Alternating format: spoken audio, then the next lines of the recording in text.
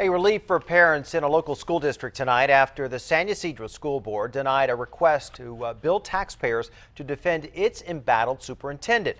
10 News reporter Preston Phillips was at tonight's PAC meeting where the board also made a surprise move by placing Manuel Paul on paid administrative leave following his indictment by a grand jury just last month. Most who showed up to tonight's special board meeting never thought the board would vote as they did, but in the end, board members tell me it was all about doing what was right for the people. Minutes before this evening's special board meeting began, concerned citizens chanted outside San Ysidro School District's headquarters. Shame on you! Shame on you! Upset board members were even considering setting aside $200,000 from the general fund to pay for attorneys to represent indicted Superintendent Manuel Paul and board member Yolanda Hernandez in upcoming criminal proceedings. Well, I'm pissed off right now because this also happened to my other kids in Sweetwater District, and no, we won't stand for this, sir.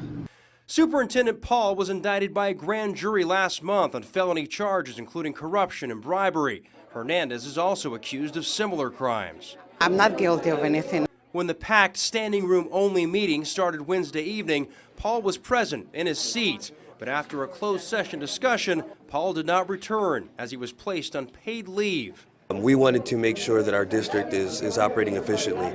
And in a unanimous vote, the board voted down Paul's pricey request to fund his criminal defense, which would have cost taxpayers big.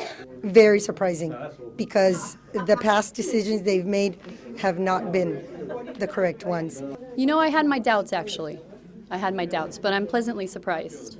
Hernandez, too, had requested the same as Paul, but before the board could take a vote, she pulled her pricey request from the agenda.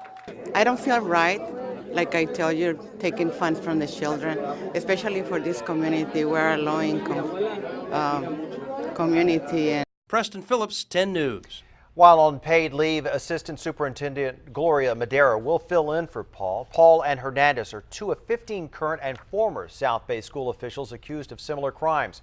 Most are expected to enter pleas in court on January 30th.